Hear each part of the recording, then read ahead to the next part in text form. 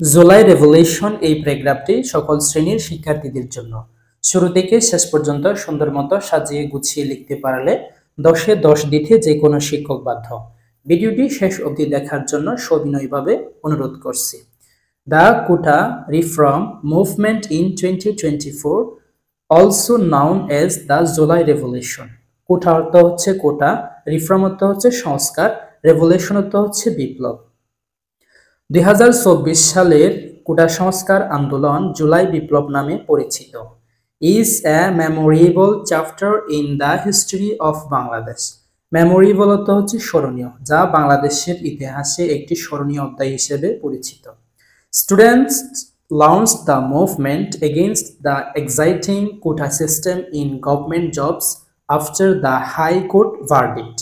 Launched অর্থ হচ্ছে শুরু করা, এক্সাইটিং অর্থ হচ্ছে বিদ্যমান, ভার্ডিক্ট অর্থ হচ্ছে আদালতের রায়। সরকারি চাকরিতে বিদ্যমান কোটা প্রথা আদালতের রায়ের পর ছাত্ররা আন্দোলন শুরু করে। লেড বাই দ্য নেতৃত্বে অ্যান্টি ডিসক্রিমিনেশন অর্থ হচ্ছে বৈষম্য বিরোধী স্টুডেন্টস মুভমেন্ট, বৈষম্য বিরোধী ছাত্রদের আন্দোলনের নেতৃত্বে the students strengthened the movement through Bangla block and other programmes. Bangla block এবং অন্যান্য কর্মসূচির মাধ্যমে স্ট্রেংথেনড অর্থ হচ্ছে জোরদার করা, আন্দোলন আরো জোরদার হয়। The deaths of students Abu Sayed and Mir Mugdho in police firing further fuelled the movement. পুলিশের গুলিতে ছাত্র আবু সাইদ এবং মীর মুগ্ধের মৃত্যুতে আন্দোলন আরো প্রসারিত হয়। ফার্দার অর্থ হচ্ছে আরো, ফিউলেট অর্থ হচ্ছে প্রসার। Which separate across the country. Separate অর্থ হচ্ছে ছড়ানো, যা সারা দেশব্যাপী ছড়িয়ে পড়ে। When the government use the police and Chhatra League. যখন সরকার পুলিশ এবং ছাত্রলীগ ব্যবহার করে।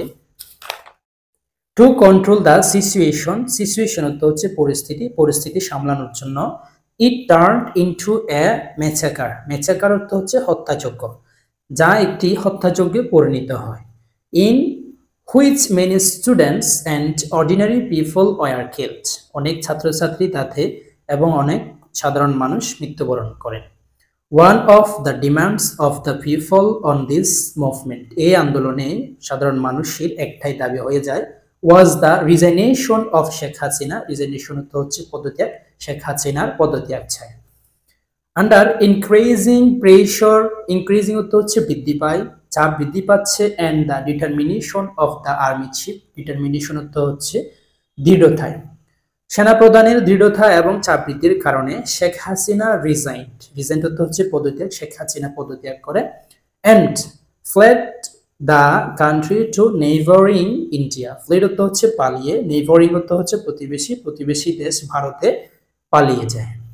As a result, the people of the country were freed from the long dictatorship of almost 16 years. ফ্রিড অর্থ হচ্ছে মুক্ত হয়, ডিকটেটরশিপ অর্থ হচ্ছে স্বৈরতন্ত্র।